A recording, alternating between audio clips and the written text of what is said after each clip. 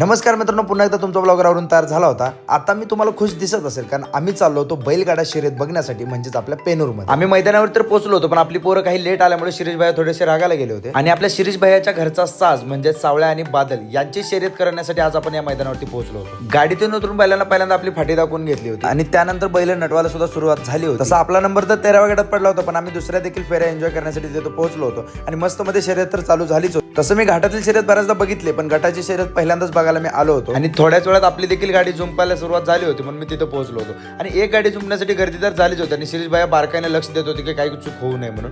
त्यासोबतच एका गाडीसोबत एवढी माणसं असल्यामुळे थोडी गर्दी आपल्या गाडीजवळ दिसत होती, त्यामुळे लोक सुद्धा चकित होऊन बघत होते. त्यानंतर आम्ही गाडी फाटीवर तर नेलीच होती आणि बैलांना फाटी दाखवत आपण पोहोचलो होतो स्टार्टिंग पॉईंटला. त्यानंतर आपली देखील गाडी सुटली होती आणि बादल आणि सावळ्याने त्याची टक्कर तर चांगली दिली होती, परंतु आपला बादल तर किती जरी झाला तरी छोटाच आहे आणि त्यानं सुद्धा टक्कर दिली, त्यामुळे आम्ही सगळेजण खुश होतो. बाकी गट तर पास नाही झाला, पण आजचा ब्लॉग तुम्ही नक्कीच